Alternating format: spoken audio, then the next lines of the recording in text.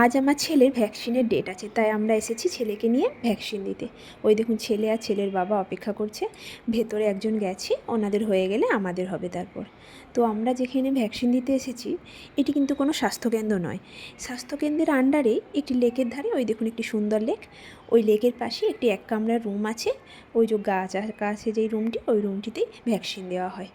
তো চেন্নাইয়ের অন্য কোনো জায়গায় কীভাবে দেয় আমি জানি না, তবে আমরা যেখানে থাকি সেখানে স্বাস্থ্যকেন্দ্রে দেওয়া হয় না, এই জায়গাটিতেই দেওয়া হয়। তো এই জায়গাটা না আমাদের বাড়ির কাছেই। ওই দেখুন স্বাস্থ্যকেন্দ্রের পাশেই একটি ইঁদারা দেখলাম, খুব সুন্দর ইঁদারাটা দেখুন, একটি ঘটের মতন দেখতে, ভীষণ ভালো লেগেছে আমার ইঁদারাটা। আবার নেট দেওয়া আছে যাতে কেউ না পড়ে যায়। তো ভ্যাকসিন দেওয়া হয়ে গেছে। এটা বিকালবেলায় ঘুম থেকে ওঠার পরই ছেলের পায়ে খুব ব্যথা, চলতে পারছে না। আমার সেই দুরন্ত ছটপটে ছেলেটা আজকে চেয়ারটায় বসে আছে, ও নাহলে এই চেয়ারে ও কিছুতেই বসতে চায় না, শুধু খাবার টাইমটিতেই বসে। খাওয়া যেই হয়ে যায় ব্যাস, চেয়ার থেকে নামার জন্য ছটপট করবে, কিছুতেই বসবে না। তো আজকেও চলতে পারছে না, খুব কাঁদছিল। তো বাবা কী করেছে, এই চেয়ারটায় আজ ওকে বসিয়ে খেলনা দিয়ে দিয়েছে, খেলছে গিটার নিয়ে, গিটার বাজাচ্ছে। এমনিতে বসে কোনোদিনও গিটারটা বাজায় না, আজকে চেয়ারে বসে বসে গিটারটা বাজাচ্ছে।